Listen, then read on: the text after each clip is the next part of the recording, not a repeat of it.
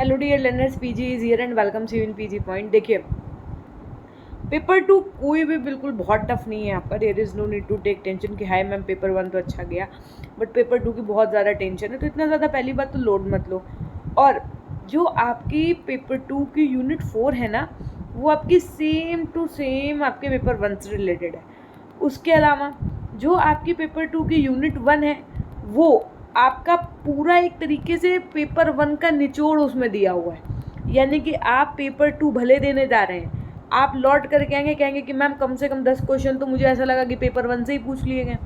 ठीक है, तो इस चीज़ की तो आपको बिल्कुल लोड नहीं लेनी है कि कौन सा पेपर का क्वेश्चन। अब जैसे पेपर 1 में ही आपके जो क्वेश्चन पूछा गया, चाहे वो परख हो, चाहे वो आपका एक और जो फुल फॉर्म आया था वो हो, ये दोनों ही आपके पेपर 2 से रिलेटेड थे। लेकिन फिर वही बात है कि परख तो ऐसा टॉपिक था, NEP 2020 से रिलेटेड है, तो वो चाहे आज कल के पेपर में, यानी कि जब आपका ये वाला पेपर 2 होगा तब भी पूछा जा सकता है। इसी तरीके से जो आपकी प्राथमिक शिक्षा है, माध्यमिक शिक्षा है, उच्च शिक्षा है, ये आपने सारे आयोग जब वहाँ पढ़े हैं तो सारी चीज़ें आपको वहाँ से पता ही हैं। तो ये मान के चलिए आपकी बहुत ज़्यादा आपको इसमें नहीं पढ़ना है। लेकिन जो आपका NCERT, SCERT, diet, NUEPA, IQAC, NAC, ये सारी चीज़ें ना, इनके फुल फॉर्म्स और सारे ईयर्स एंड एवरीथिंग वो आपको याद कर लेनी है, दिमाग में रख लेना है। हम आपको जो ये मार्केट में आप पे ये अवेलेबल इजी नोट्स नया वाला, ये हम पूरा कंप्लीट एकदम करवा दे रहे हैं। इसमें इन केस आपको 1 से 2 क्वेश्चन अगर गलत लगते भी हैं तो आप एक कमेंट छोटा सा कर देना, मैं उसको पिन अप कर दूंगी, है ना। क्योंकि 4 घंटे की लगातार क्लास करवाना, एक एक क्वेश्चन को करवाना, और फिर अगर मैं क्रॉस चेकिंग के लिए मतलब वैसे बैठूं तो ऐसा कोई बड़ी बात नहीं कि क्रॉस चेक नहीं कर सकते।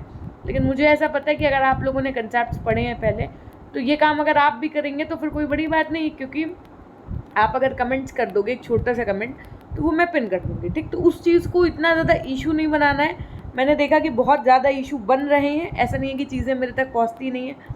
आप कुछ भी करो सब पता चल जाता है, खैर वो तो एक अलग की बात हो गई। लेकिन किसी ने कहा है कि जब आपकी बुराइयाँ होने लगें तो इसका मतलब आप तरक्की पे हैं, है ना। तो मैं तो यही सोच के बहुत ज़्यादा खुश हूँ। और उसके बाद में एक बस यही कहना चाहेंगे कि शुरू करेंगे क्लास को बहुत ही अल्टीमेट तरीके के साथ में, हर एक चीज़ को थ्योरेटिकल सेक्शन के साथ में कवर अप करवा के MCQs की तरफ चैप्टर वाइज बढ़ते रहेंगे, ताकि आपका किसी प्रकार का कोई नुकसान ना हो। बस याद रखिएगा कि आपको ये क्लास एकदम एंड तक देखनी है। ठीक, उसके अलावा जिन बच्चों के पास पेड MCQs हैं पीजी पॉइंट एप्लीकेशन वाले, वो भी एकदम अच्छे से पढ़ते रहिए आप, है ना, क्योंकि वो भी बहुत ज़्यादा इंपॉर्टेंट है। जितना ज़्यादा आपका ये वाला इजी नोट इंपॉर्टेंट है, उतना ही वो भी।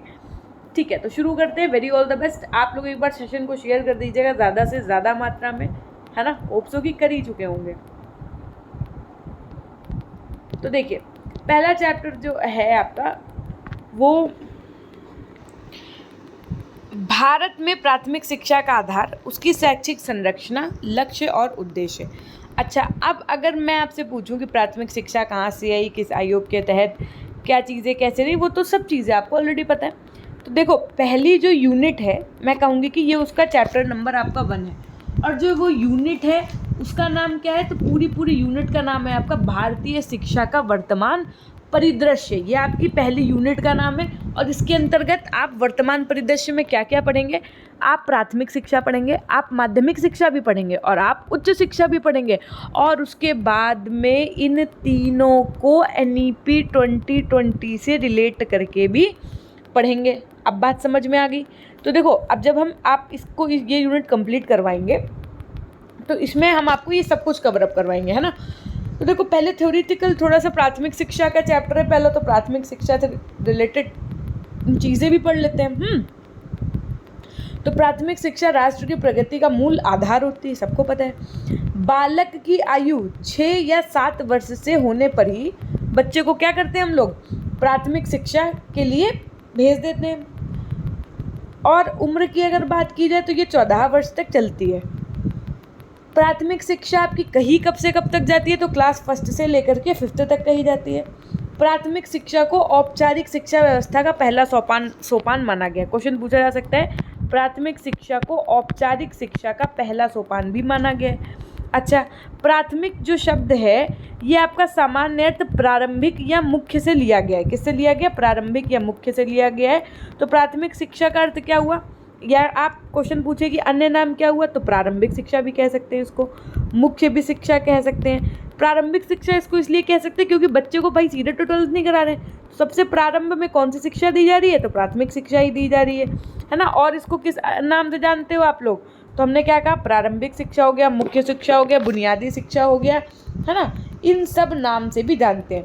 सबसे इम्पोर्टेंट जो है, भारतीय संविधान के अनुसार प्राथमिक शिक्षा का क्या अपना मानना है। तो अगर मैं भारतीय संविधान के अनुसार बात करूं तो राज्य संविधान के प्रारंभ से 10 वर्ष की समय अवधि सभी बालकों को 14 वर्ष की अवस्था की समाप्ति तक निःशुल्क और अनिवार्य शिक्षा के लिए प्रावधान करने का प्रयास करेगा। ये भारतीय संविधान के अनुसार प्राथमिक शिक्षा के लिए कथन कहेंगे। अच्छा, अब जो आपके कोठारी आयोग थे, इन्होंने प्राथमिक शिक्षा को कितने भाग में बांटा, यदि ये क्वेश्चन बन जाए, देखो क्वेश्चन कहीं से भी बन सकता है ना। अब प्राथमिक शिक्षा तो डीपली तो है, अब पूछा जाए आपसे कि कोठारी आयोग ने प्राथमिक शिक्षा को कितने भागों में बांटा, तो आपके देखो 2 भागों में बांटा था कोठारी आयोग ने। कौन कौन सा, एक तो बांटा था आपका निम्न प्राथमिक में, क्या बांटा, निम्न प्राथमिक में। एक आपका बांटा था उच्च प्राथमिक में। किसने बांटा था, उच्च प्राथमिक में। निम्न प्राथमिक जो होता था वो आपका, इन्होंने कोठारी आयोग ने कहा 6 से 10 साल तक के बच्चों के लिए होता था। उच्च जो प्राथमिक होता था वो इन्होंने कहा कि 11 से 14 वर्ष के बालक या बालिकाओं के लिए होता था। ठीक, अब ये तो आपने कोठारी के अनुसार पढ़ लिया, उसके अलावा संविधान के अनुसार समझ लिया। अगर मान लो पंचवर्षीय योजना के अनुसार पूछ दे कि क्या है आपका प्राथमिक शिक्षा, तो 5 वर्ष की शिक्षा जो है 6 से 11 वर्ष की, और 3 वर्ष की जो आपका 5 वर्ष की शिक्षा पूर्ण करने के पश्चात अग्रिम के 3 वर्ष होते हैं, यानी कि क्लास 6, 7, 8 की जो व्यवस्था है वो भी इस प्रकार से निष्कर्ष रूप में क्या कहा जा सकता है, ये भी आपकी प्राथमिक के ही अंतर्गत आएगी। ऐसा किसने कही थी, पंचवर्षीय योजना में कहा गया था। ठीक है, और क्या कहा गया था, तो अभी तक आपने क्या क्या पढ़ लिया कि प्राथमिक शिक्षा को प्रारंभ में दी जाने वाली शिक्षा भी कहा जाता है। इसका अर्थ प्रारंभिक, मुख्य या बुनियादी भी होता है। 6 से 14 साल के बच्चों के लिए होती है ना। और ये शैक्षिक व्यवस्था क्या क्या है, प्रथम सोपान है। 5 वर्ष की उम्र तक के बच्चों का मस्तिष्क कितना प्रतिशत विकसित हो जाता है, तो याद रखिएगा 90% विकसित हो जाता है। सन 1937 में गांधी जी ने बुनियादी शिक्षा की राष्ट्रीय शिक्षा योजना प्रस्तुत की थी। 7 वर्ष से 17 वर्ष की आयु वर्ग के बालकों को कक्षा 1 से 8 तक की शिक्षा को अनिवार्य एवं निःशुल्क करने का प्रस्ताव किया गया था। अब ये क्वेश्चन बहुत तरीके से आपसे पूछा जा सकता है। मान लो क्वेश्चन पूछ दिया जाए कि कक्षा 1 से कक्षा 8 तक की शिक्षा अनिवार्य एवं निःशुल्क करने का प्रस्ताव रखा गया है किसमें, तो राष्ट्रीय शिक्षा योजना, बुनियादी शिक्षा की राष्ट्रीय शिक्षा योजना में 1937 में। और कब, किसके तहत, तो गांधी जी की बुनियादी शिक्षा के तहत रखा गया है। ठीक, ये सब चीज़ें आप जो छोटी छोटी बातें हैं इनको स्मरण में अपना रख करके ही चलिएगा।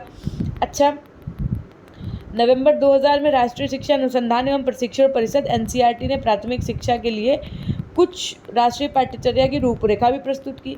NCF जिसको कहेंगे ना, तो जो आपका नेशनल करिकुलम फ्रेमवर्क था ना, कितने पहली बात तो आए थे आप लोग ये बताइएगा, जो आपके नेशनल करिकुलम फ्रेमवर्क आए वो कब आए और कितने आए, 3 आए कि 4 आए कि 5 आए कि 6 आए, और कब कौन कौन से साल में आए नेशनल करिकुलम फ्रेमवर्क, ये भी बताइएगा। ठीक है, उसके अलावा फिर अगर मैं बात करूं तो प्राथमिक शिक्षा जो है ये विद्यालयों से जुड़ी हुई कक्षा 6 से 8 तक की शिक्षा को हम क्या कहते हैं, देखो जो आपकी क्लास 6 to 8 की एजुकेशन होती है, मैम ये तो आप कहोगे कि हमारा निम्न माध्यमिक में भी आती है, हमने कहा निम्न माध्यमिक में भी आती है और इसको आप उच्च प्राथमिक भी बोल सकते हैं। यानी कि क्लास 6, क्लास 7, क्लास 8 की जो एजुकेशन सिस्टम है इसको आप उच्च प्राथमिक और निम्न माध्यमिक दोनों ही बोल सकते हैं। आई बात समझ, एक दूसरे के अन्य नाम आप कह सकते हैं। प्राथमिक शिक्षा के द्वारा होता क्या है कि जन शिक्षा का रूप सार्थक होता है, इसके द्वारा सामान्य जीवन का ज्ञान हो जाता है। प्राथमिक शिक्षा अधिकतर बालकों को पूर्ण शिक्षा देता है, ये सबसे इंपॉर्टेंट लाइन है। क्वेश्चन पूछ लिया जाए पूर्ण शिक्षा किस शिक्षा के द्वारा प्राप्त होती है, उच्च शिक्षा, माध्यमिक शिक्षा, प्राथमिक शिक्षा, तो आप क्या टिक करके आएंगे, प्राथमिक शिक्षा। ठीक है, इतनी बात समझ में आई। ओके, अब अगर आप राष्ट्रीय शिक्षा नीति 1986 से कंपेयर करोगे तो आपको पता चलेगा कि वहाँ पर कौन सी चीज़ें प्रसिद्ध थी, तो 10+2+3 प्रसिद्ध था, आपको पता है। अच्छा, ये 2 साल तो इंटर के थे, ये 3 साल ग्रेजुएशन के थे, तो इसका मतलब 10 जो ईयर्स थे, इसका मतलब ये था कि पहली बात तो 5 साल की जो शिक्षा होगी वो प्राथमिक होगी, है ना। उसके बाद में फिर जो यानी कि क्लास 1 to 5th, फिर उसके बाद में 3 जो होंगी कैसी होगी, वो 3 होंगी आपकी 6, 7, 8, या जिसे आप उच्च प्राथमिक भी कह सकते हो, समझते जाइएगा बात को। फिर जो होगी वो आपकी, भाई 10 साल जोड़ना तो 5 3 8 हो गए, 2 बचे, तो ये कौन सी हो जाएगी आपकी 11। तो ये हो जाएगी आपकी 9 10। देखो ऐसा था, समझो बात को, जैसे 10 + 2 + 3 में डिवाइड था, है ना, समझिएगा बात को। 1986 की बात करें, ये 10 साल कैसे डिवाइड किए गए थे। पहला तो इन्होंने कहा क्लास 1 से लेकर के 5th तक प्राइमरी, फिर इन्होंने कहा 6 से लेकर के 8th तक जो है वो अपर प्राइमरी यानी उच्च प्राथमिक हो गया, फिर आपका 9th और 10th हो गया, है ना। ये हो गए आपके 10 साल। फिर उसके बाद में 9 10 के बाद में 11 12 2 साल का हो गया, 3 साल का ग्रेजुएशन हो गया आपका। ठीक, इतनी बात समझ में आ गई होगी होप सो। लेकिन NEP 2020 के अकॉर्डिंग मैम बताइए, हमने कहा NEP 2020 के अकॉर्डिंग इन्होंने क्या किया था, 10 + 2 + 3 को उठा करके 5 + 3 + 3 + 4 में प्रेषित कर दिया गया था। अच्छा, 5 को क्या कहते थे, इस जो फाउंडेशनल एज होती थी, जो आपकी फाउंडेशनल अवस्था होती थी, इसमें क्या होता था आपका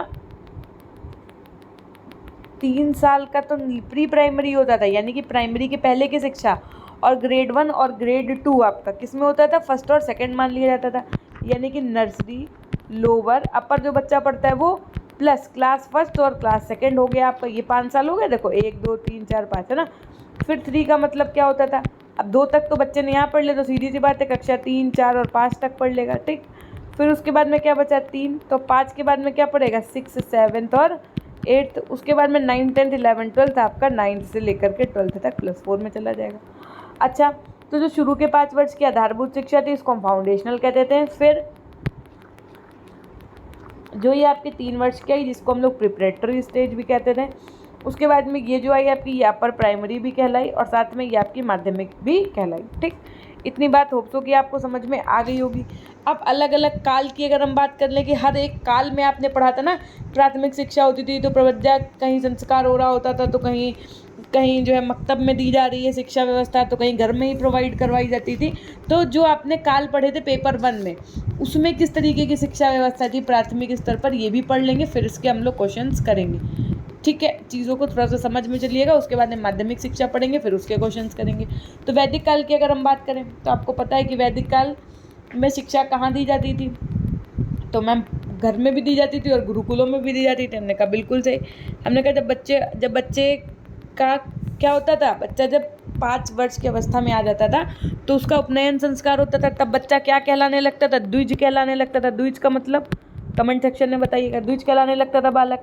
और यहाँ पर वैदिक काल की अगर मैं बात करूँ तो शिक्षा का माध्यम कैसा था, तो मैम संस्कृत था। शिक्षा की प्रणाली कैसी थी, तो मौखिक थी। ये आपका पेपर 1 में क्वेश्चन बना है, क्वेश्चन पेपर में बना था कि वैदिक काल में शिक्षा प्रणाली जो थी वो क्या थी। ऑप्शन ए मौखिक, ऑप्शन बी लिखित, ऑप्शन सी और बी दोनों, ऑप्शन डी इनमें से कोई नहीं। तो आप क्या लगा कर कहते हैं, मौखिक, सीधी सी बात है। अच्छा, हमने आपको बताया था कि वैदिक काल, फिर बौद्ध काल, और उसी में आपका जैन भी इंक्लूड होता है, उसके बाद में मुस्लिम काल लगता है। तो लेकिन हम बौद्ध काल, अभी देखो हमने किसकी शॉर्ट फॉर्म में बात कर ली, वैदिक काल की। अब बात कर लें शॉर्ट फॉर्म में आपकी बौद्ध काल की। तो बौद्ध काल की जो शिक्षा होती थी वो कहाँ दी जाती थी, मठों और विहारों में दी जाती थी। लेकिन यहाँ पर अगर बात कर रहे हैं प्राइमरी की, तो प्राइमरी में आप मठ ही समझेंगे, ठीक है उसको। अच्छा, जैसे वहाँ पर आपका उपनयन संस्कार होता था, यहाँ पर आपका पबज्जा या प्रव्रज्या संस्कार होता है आपका प्राथमिक शिक्षा के आरंभ करने के लिए। यहाँ पर भी जो आपकी एजुकेशनल पूरी प्रणाली थी वो कैसी थी, मौखिक ही थी। शिक्षा का माध्यम यहाँ पर क्या था आपका, लोक भाषा या पाली थी। अच्छा, इतनी बात समझ में आ गई होगी होप सो। अब बात करें अगर मैं मुस्लिम काल की कैसी थी प्राथमिक शिक्षा, तो आपको पता है कि वहाँ पर मदरसे में उच्च शिक्षा और मकतब में कैसी ये आपकी प्राथमिक शिक्षा दी जाती थी। मकतब शब्द किससे मिल करके बना है, अरबी भाषा के कुतुब शब्द से मिल करके बना है। कुतुब शब्द का मतलब क्या होता है ये बताना है आपको। जैसे मदरसे का क्वेश्चन बना था ना, भाषण देना, वैसे कुतुब का मतलब क्या होता है ये भी बताइएगा। मकतबों में क्या होता था, जो आपके मुल्ला और मौलवी लोग होते थे, ये लोग टीचिंग का पूरा काम करते थे। यहाँ पर 4 साल, देखो यहाँ पर क्या होता था, जब बच्चा 4 साल 4 महीने, है ना, 4 दिन का हो जाता था। तो एक रस्म बहुत प्रसिद्ध थी जो कराई जाती थी, जिसका नाम था बिस्मिल्लाह। तो जो मैम ये कब कराई जाती थी? हमने कहा जैसे जब बच्चा मकतब में प्रवेश ले रहा होता है तब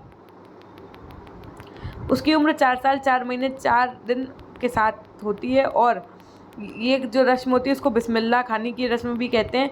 मकतब में सर्वप्रथम लिपि का ज्ञान करवाया जाता है। याद कर रखना, अभी तक देखो आपने देखा बौद्ध काल में हो चाहे वैदिक काल में हो, शिक्षा व्यवस्था मुख्य मौखिक आधारित थी, मुख पर। लेकिन यहाँ पर मकतब में सर्वप्रथम क्या कराया जाता है?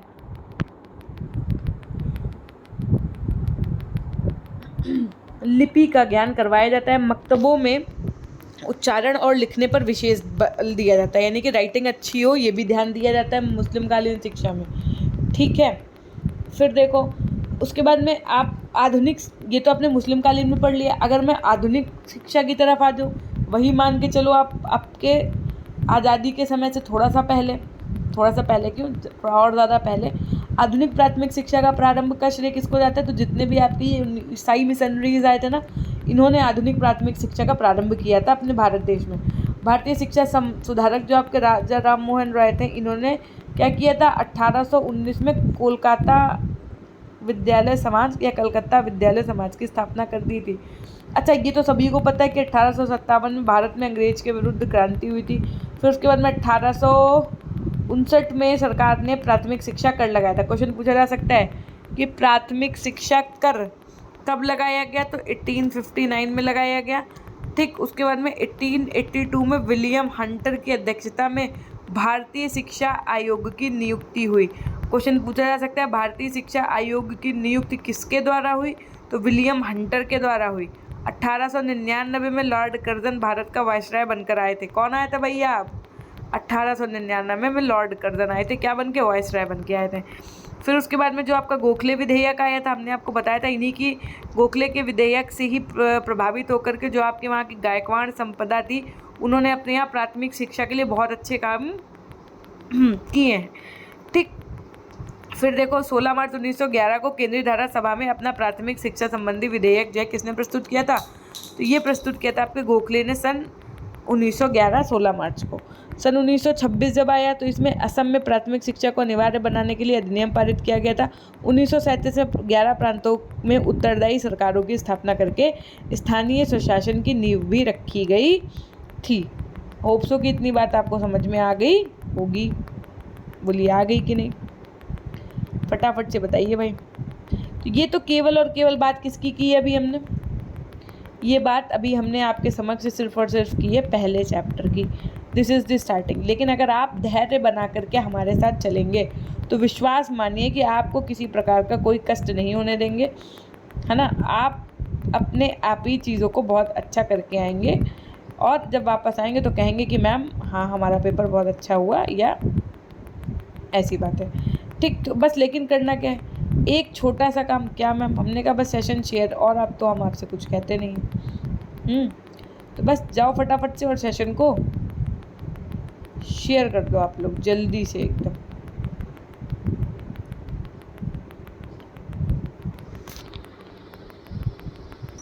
अब देखिए जब आप इसके क्वेश्चंस करेंगे तो आपको अलग ही अब समझ में आएंगे जब क्वेश्चंस, तो आप अच्छे से चीज़ों को सॉल्व आउट करना भी सीखेंगे हमारे साथ में। ठीक है, जैसे पहला क्वेश्चन आपका क्या कह रहा है?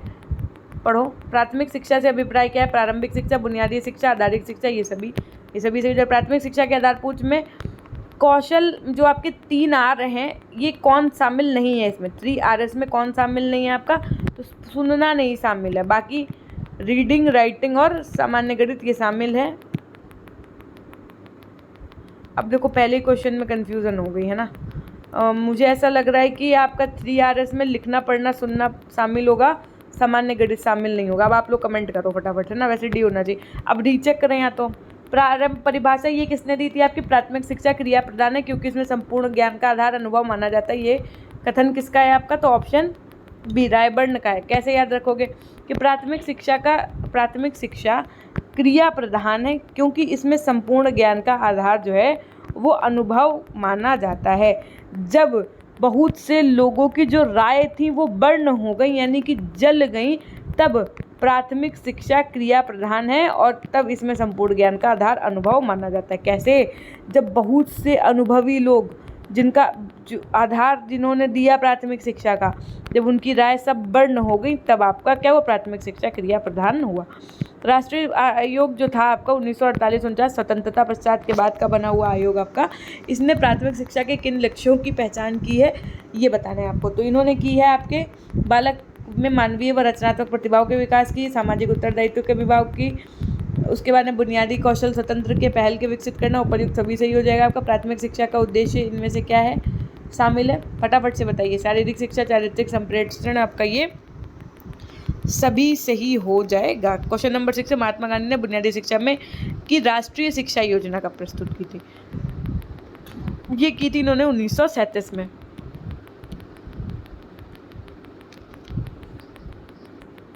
प्राथमिक शिक्षा की संरचना क्या है आपकी, अब प्राथमिक शिक्षा की संरचना पूछा है तो निम्न प्राथमिक कक्षा 1 से 5 तक है और उच्च प्राथमिक आपकी कक्षा 6 से 8 तक है। लेकिन चूंकि संरचना केवल प्राथमिक शिक्षा की पूछा है तो ऑप्शन ए ही भी आपका सही होगा और ऑप्शन बी भी सही होगा। भले इसको निम्न माध्यमिक भी बोलते हैं, लेकिन प्राथमिक 1 से 5 तक, निम्न प्राथमिक और उच्च प्राथमिक के अंतर्गत आपका 6 से 8 तक आएगा, दोनों ही सही हो जाएगा। शैक्षिक संरचना 10+2+3 में क्या शामिल है, 5 वर्ष की प्राथमिक, 3 वर्ष की उच्च प्राथमिक, 5 3 और 2 वर्ष का हाई स्कूल, ठीक। 5 वर्ष की निम्न प्राथमिक, 5 वर्ष की उच्च नहीं, 3 वर्ष का अधिकारिक, हाँ option A is the right answer, ठीक। विद्यालय में शिक्षा की गुणवत्ता का सबसे महत्वपूर्ण सूचक आपका कौन सा है, तो विद्यालय के ये इनमें से कोई नहीं, विद्यालय की गुणवत्ता इनसे नहीं मापी जाती। भारत में विद्यालय शिक्षा के मोटे तौर पर कितने चरणों को वर्गीकृत किया जा सकता है, क्वेश्चन नंबर 10 था, option C is right answer, 4 चरणों में वर्गीकृत किया जा सकता है। भारत में विद्यालय शिक्षा के मोटे तौर पर 4 चरणों में वर्गीकृत किया जा सकता है। एनईपी 2020 की संरचना 5+3+3+4 आज भी पूछा गया था आपका पेपर 1 में, ये क्वेश्चन है ना, जब भी आपका हुआ था। निम्न प्राथमिक शिक्षा की आयु वर्ष क्या है, निम्न प्राथमिक की बात की गई है यहाँ पर, 6 से 10 वर्ष, 6 से 8 वर्ष, 6 से 12 वर्ष, या इनमें से कोई नहीं, तो करेक्ट आंसर आपका क्या हो जाएगा, option A is right answer, 6 से 10 वर्ष। उच्च प्राथमिक आयु की जो वर्ष हैं उच्च प्राथमिक के लिए वो कौन से हैं आपके, तो वो हैं आपके 11 से 12 वर्ष की बात की गई है यहाँ पर, तो 11 और 12 ईयर्स, ठीक। 14 है आपका, शिक्षा का मुख्य उद्देश्य क्या है, क्वेश्चन नंबर 14, तो option C is the right answer, वो है शिक्षा का मुख्य उद्देश्य व्यक्तित्व का विकास करना, ठीक।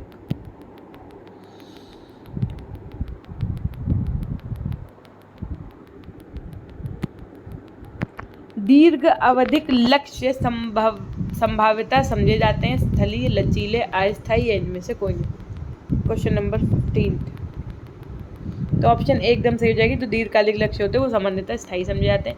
प्राथमिक स्तर के लिए कौन सा पाठ्यक्रम लागू होता है, प्राथमिक स्तर के लिए कौन सा पाठ्यक्रम लागू होता है आपका, क्वेश्चन नंबर 6, तो करेक्ट आंसर हो जाएगा आपका शैक्षणिक पाठ्यक्रम लागू होता है, ठीक।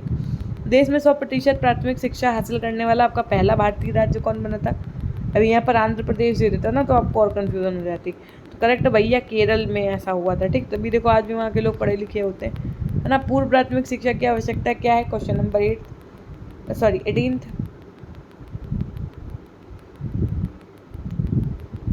Option D is the right answer, okay.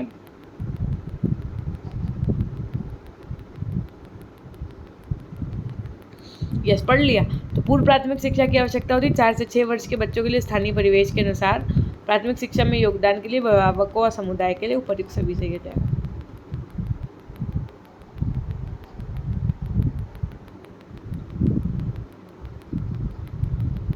Next question, पूर्व प्राथमिक शिक्षा के उद्देश्य क्या है, क्वेश्चन नंबर 19,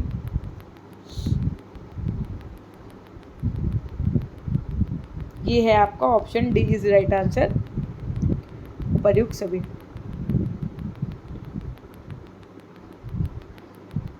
पहली अनिवार्य शिक्षा कब लागू हुई, क्वेश्चन नंबर 20, 26 अगस्त 2009 को। कुरान खानी नामक संस्कार संबंधित है किससे,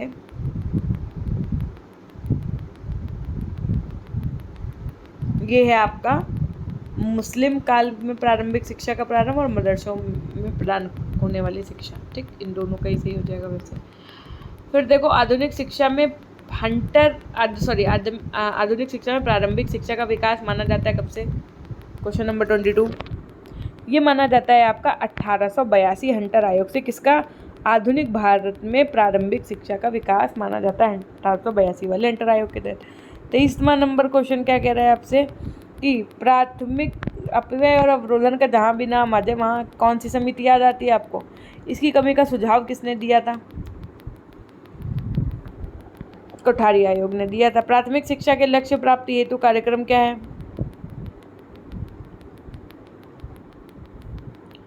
प्राथमिक शिक्षा के लक्ष्य प्राप्ति हेतु कार्यक्रम आपको शिक्षा गारंटी योजना का है। प्राथमिक शिक्षा का महत्व क्या है? क्वेश्चन नंबर 25, प्रेम व सहयोग की नींव, व्यवहारिक ज्ञान और अनिवार्य उपयुक्त सभी। ECCE का फुल फॉर्म? क्वेश्चन नंबर 26, तो देखभाल, शिक्षा, बचपन, ये सभी सही हो जाएगा।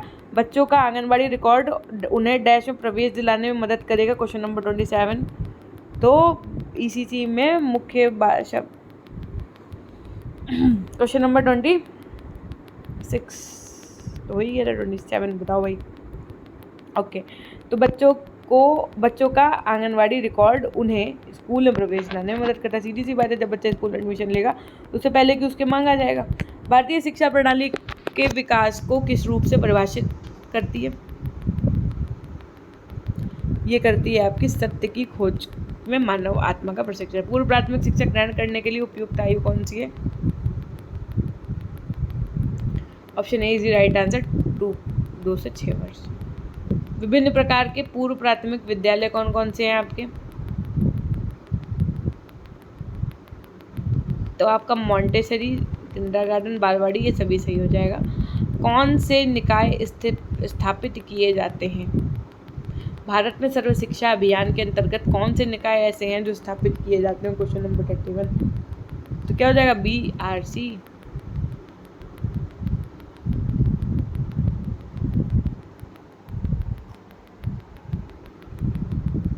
स्कूली बच्चों की शिक्षा से बोझ कम करने का सुझाव किस समिति ने दिया था? ये दिया था आपके यशपाल समिति ने। शिक्षा बिना बोझ किन का टाइटल था? स्कूली शिक्षा का ड्रॉप आउट का मतलब क्या है? स्कूली शिक्षा में ड्रॉप आउट बोलो आप, है ना, या हिंदी में और क्या कह सकते हैं? अपव्यय और अवरोधन बोलो। याद आ रही है ना मेरी बातें, भूलना नहीं। क्वेश्चन नंबर 33 पूछा गया है आपसे ये। तो इस ड्रॉप आउट का मतलब होता है बिना शिक्षा लिए पूरी स्कूल को छोड़ देना। ठीक है। UEE का संबंध किससे है? यह प्रारंभिक विद्यालय से। ठीक है। उसके बाद में क्या? प्रारंभिक शिक्षा का सार्वभौमिकरण है, क्या है? ये है आपका संवैधानिक प्रावधान, और ये भी दोनों। सर्व शिक्षा अभियान किसके बीच एक साझेदारी है? केंद्र, राज्य व स्थानीय सरकार, केंद्र व राज्य सरकार, और उसके अलावा जैसी प्रभु की इच्छा, फिर है ना, बताओ भाई। तो क्वेश्चन नंबर 36 का करेक्ट आंसर हो जाएगा आपका ऑप्शन ए। क्वेश्चन नंबर 37 है, राष्ट्रीय पाठ्यचर्या की रूपरेखा तैयार करने के लिए उत्तरदायी संस्था कौन है? NCERT। डाइट की स्थापना किसके सिफारिश पर हुई थी? Question number 38। तो NEP 1986 के तहत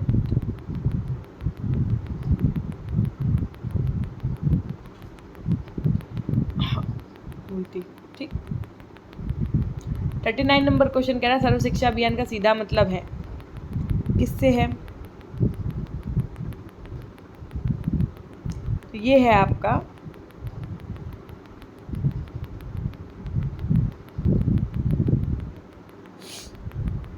करिए आंसर आप लोग। Very good. सभी के लिए शिक्षा, सर्व शिक्षा अभियान। प्रारंभिक स्तर पर सार्वभौमिकरण, प्रतिधारण और उपलब्धि सुनिश्चित करने के लिए भारत सरकार द्वारा शुरू किया गया कार्यक्रम आपका कौन सा है? क्वेश्चन नंबर 40 है मेरा।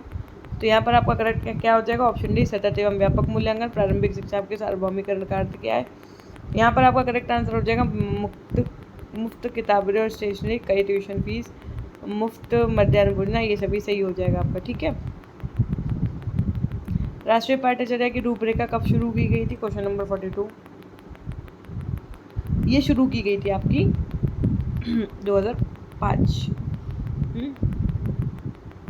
क्वेश्चन नंबर 41 स्किप हो गया है शायद। हाँ, प्रारंभिक शिक्षा में सार्वभौमिकरण का अर्थ होता क्या था? ऑप्शन डी सभी सही हो जाएगा उसका। 42 का मैंने बता ही दिया है आपको, सी है ना। 43 है जिला प्राथमिक शिक्षा विद्यालय DPEP कब शुरू किया गया? Question number 43 option C is right answer 1984।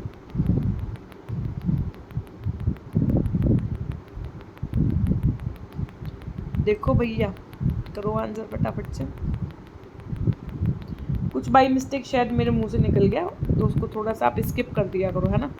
जिला प्राथमिक शिक्षा कार्यक्रम DPEP का फुल फॉर्म भी पूछ लेता है। ये कार्यक्रम कब शुरू किया गया था आपका?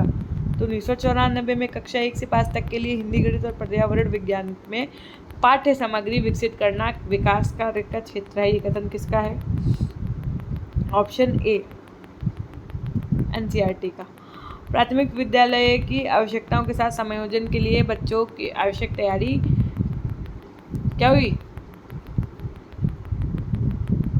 ठीक, option B is right answer हो जाएगा आपका यहाँ पर भी, ECCE। ठीक, नेक्स्ट चैप्टर जो है वो आपका रिलेटेड रहेगा किससे? भारत में माध्यमिक शिक्षा, शैक्षिक संरचना, लक्ष्य एवं उद्देश्य। ठीक, तो करेंगे हम सेशन को यहीं से एंड। हमेशा खुश रहिए, मुस्कुराते रहिए, कभी अपने लिए तो कभी अपनों के लिए। तो take care, bye, love you all, love you my dear class. आगे की भी सीरीज जल्दी लॉन्च करते रहेंगे हम आपके लिए। ठीक।